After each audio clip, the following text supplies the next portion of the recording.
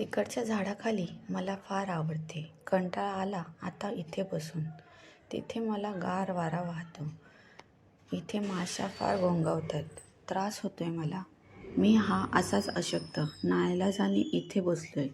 वर डोळ्याला ही जखम झाली. काय राव, तुम्ही येताय, बघताय, म्हणताय चूक माझीच आहे. सगळं कळतंय मला, पण माझाही विचार करा जरा. भूक अनावर झाल्यावर तुम्ही काय कराल? त्या दिवशी मी ठरवलं होतं की तिकडे जाऊन काहीतरी खायचं. मी फारसा फिरत नाही. आता वय झाले. तेवढी ताकदही नाही राहिली. त्यामुळे उगाचच जिकडे तिकडे जायला मला आवडत नाही. पण दररोज तेच तेच खाऊन तुम्ही कंटाळताच ना. तसं झालंय माझं. सावकाश निघालो हळूहळू चालत. कसलाही घाई नाही. घाई करून जायचंय कुठे म्हणा. खायला आणलं की आरामात बसून थंड वाऱ्यात मजेत चवीने खायचं. नुसत्या विचारानेच माझ्या तोंडाला पाणी सुटलं होतं.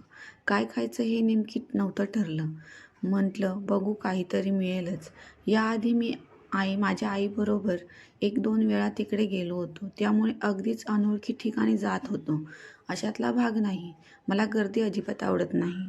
आई नेहमी म्हणायची, काम थोडंच पण सावकाश, नीट विचार करून करावं. त्यामुळे त्या कामावर आपल्याला संपूर्ण लक्ष देता येतं. मी देखील रहदारी थोडी कमी झाल्यावरच निघालो. तिकडे गेल्यावर मला कळेनाच इतक्या दिवसांनी किती बदललं होतं सगळं. नाही म्हटलं तरी थोडा भांबावूनच गेलो. परत एकदा पाठी वळून बघितलं. जाताना रस्ता चुकायला नको. सगळ्या खाणाखुणा नीट बघून घेतल्या. मगच मी पुढे निघालो. थोडे पुढे खूप मोठा रस्ता होता. तिकडे गाड्याही जोरजोरात धावत होत्या. म्हणून इथेच काही मिळतंय का ते बघत होतो. हा रस्ता थोडा कच्चा होता. मोठ्या रस्त्यापलीकडच्या जास्तीच मोठी वस्ती दिसत होती. त्या मानाने इथे थोडी कमी वस्ती आणि शांत वाटत होतं. नक्की कुठे जायचं हे ठरवावं म्हणून एका झाडाखाली थांबलो आणि बघतो तर काय, तसे माझ्याबरोबर सगळेच खेळतात आणि मी लहान म्हणून मला त्रासही देतात. पण तो तसा नाही. तो माझा खरा मित्र आहे. आम्ही दोघंच असलो तरी खूप मज्जा येते. उड्या मारणं, धावणं किंवा एकमेकांशी मस्ती नुसतं धमाल असते. माझी आई नेहमी म्हणायची, आपल्या मित्रासाठी आपण काहीही करावं, वेळप्रसंगी जीवही द्यावा. गेली ती बिचारी. समोरचा रस्ता ओलांडताना गाडी खाली आली.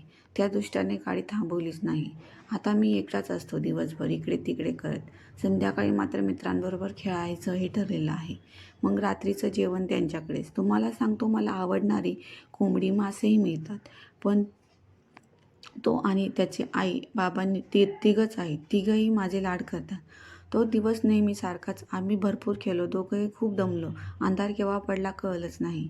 माझ्या मित्राला त्याची आई सारखी बोलवत होती. पण आम्हाला दोघांनाही अजून थोडं थांबावंसं, खेळावंसं वाटत होतं. खेळता मित्राने बॉल जोरात मारला. तो दूर जाऊन पडला. मित्र माझ्याकडे बघत राहिला. त्याला वाटलं की मी जाऊन आणीन. पण मीच का जावं? मी देखील दमलो होतो. खूप भूकही लागली होती. मी नुसताच बसून राहिलो. तिकडे मित्राची आई बोलवत होती. शेवटी तोच तिकडे गेला. क्षणभरात मला जोरात ओरडल्याचा आवाज ऐकू आला. मी उठून धावत तिकडे गेलो आणि बघतो तर काय, मला अजूनही आठवत नाही नक्की काय झालं. नुसता विचार आला तरी अंगावर शहारा येतो.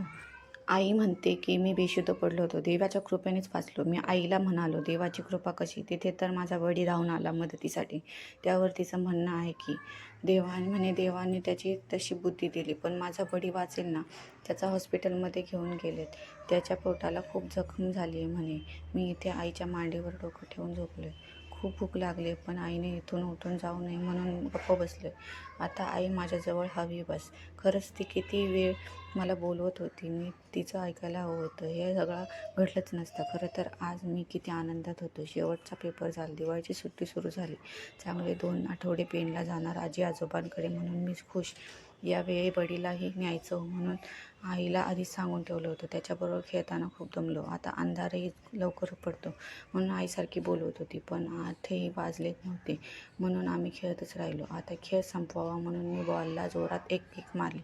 बडीला म्हटलं घेऊन ये आणि माझ्याबरोबर चल जेवायला. पण त्याचा मूड नव्हता. तोही दमला असावा. 2-3 वेळा सांगूनही ऐकेना. तेव्हा मीच गेलो. गवतावरून पार मागच्या कंपाऊंडपर्यंत पोहोचलो. तिथे झाडाखाली दिसलं. उचलण्यासाठी थोडा वाकलो आणि मी जोरात किंचाळलो. नंतर काही क्षणात जे काही घडलं ते आठवतंय. माझ्या आवाजाने काही दरवाजे खिडक्या उघडल्या असाव्यात. आई धावत आली. रामसिंग लांबून पळत आला, पण तो थोड्या अंतरावरच थांबला. पण माझा बडी जोरात धावत आला, जोरात उडी मारली आणि बघतो तर काय सांगू राव तुम्हाला. त्या पिलांनी जी उडी मारली ती मला आधीच कळलीच नाही, कारण माझं लक्ष एकदम समोर होतं. माझ्या अगदी चेहऱ्यावर आल्यावर फटका मारल्यासाठी मी एक हात उगारला. त्याला लागलं असेल, पण तोपर्यंत त्याने माझ्या डाव्या डोळ्याला चावा घेतल्याचं. तितक्यात सगळीकडे एकदम दिवे लागले, आवाज यायला लागले. मग मी हळूच पाय मागे घेतला आणि परत आलो. दुसऱ्या दिवशी दुपारी या लोकांनी मला पकडलं आणि इकडे आणून टाकलं. हरकत नाही, मला जखम झालेली आहे, त्यावर औषधही लावले यांनी. मागे माझ्या आईला पकडलं तेव्हा ती खूप चिडली होती. मग यांनी तिला सोडलंच नाही, म्हणून जखम बरी होईपर्यंत मी एकदम शांत राहणार. मग कदाचित मला तिकडे लांब आतपर्यंत मध्ये नेऊन सोडतील. संधी पाहून परत मी एकदा तिकडे जाईन. ते मला खूप आवडल. कधी एकदा त्या पिलाची लुसलुशीत मान जबड्यात धरतोय असं झालंय. नाही, ते नाही हो, त्या तुमच्यासारख्या 2 पायाच्या पिल्लाबद्दल बोलतो मी. मित्रांनो, ही कथा तुम्हाला आवडली असेल तर चॅनलला लाईक आणि सबस्क्राईब नक्की करा. धन्यवाद.